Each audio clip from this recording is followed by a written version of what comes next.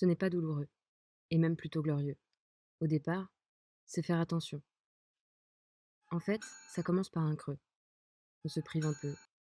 Ça commence par un creux et le désir de ne pas le combler. C'est avoir toujours un peu faim à la fin d'un repas. Et c'est comme un mantra.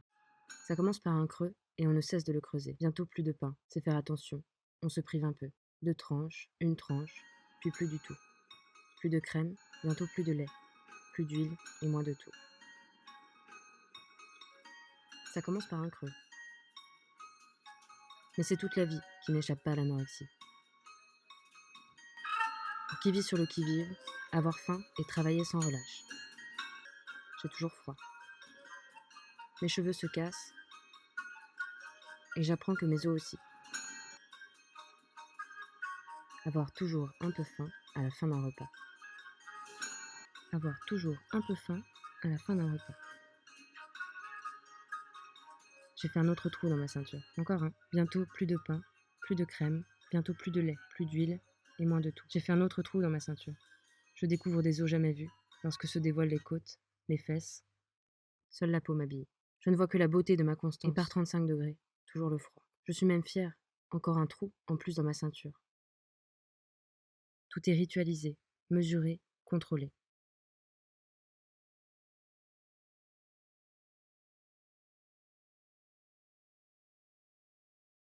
Tu manges que ça?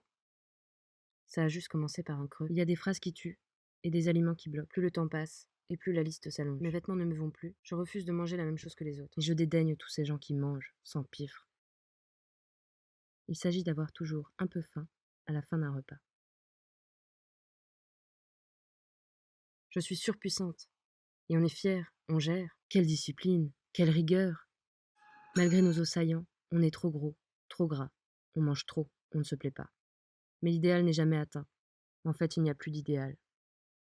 Simplement une addiction à la privation, à l'automutilation. Et le problème survient lorsqu'on pleure devant son assiette. Lorsqu'on ne peut plus partager un repas, j'ai toujours suscité l'inquiétude des autres. Lorsqu'on honnit les odeurs de cuisine, lorsqu'on se dégoûte de s'être nourri, lorsqu'on crie, j'ai froid, qu'on essuie la poêle de son trop plein de gras. Comment les autres font-ils pour manger? Lorsqu'on s'éclipse pour faire des pompes pendant un repas, je cours pour compenser. Lorsqu'on chiale devant la glace, lorsqu'on se dégoûte, qu'on pince la peau de son ventre en hurlant intérieurement. Je bois pour me remplir, des litres pour me combler. Tous mes muscles se fragilisent, je cours.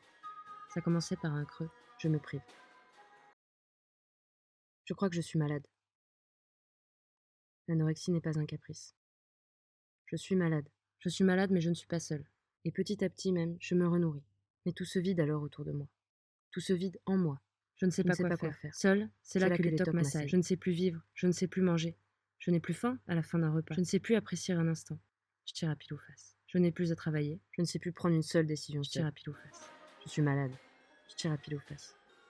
Chaque décision me pèse. Je n'ai plus le contrôle. Je ne sais pas quoi faire. Je tire à pile ou face. Je ne sais plus vivre. Je ne sais plus manger. Je ne sais pas quoi faire. Quand les doutes sont forts et les choix douloureux, impossible, je mange jusqu'à me paralyser, me coucher. Et tout y passe, pourvu que ça m'assomme. Je tire à pied aux fesses. Je regarde l'heure, si je suis fatiguée, je le fais. Si c'est père, je le fais. Je pars sans savoir où je vais. Je sais juste que les urgences psychiatriques sont 1 rue Cabanis.